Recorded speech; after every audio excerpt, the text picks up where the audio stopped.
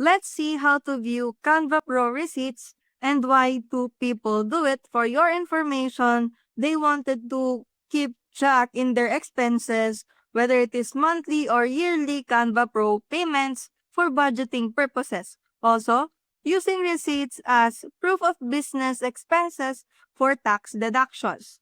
So, for you to able to find your Canva Pro receipts, even if you are on a free plan, you can still find the invoices or purchases you have made by just clicking this gear icon, which is represented as labeled settings.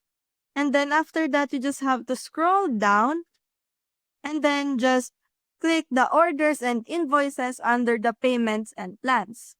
And so, you can find the description as well as the status, total, and actions of your purchases here at the orders and invoices. So, that's how to view Canva Pro receipts.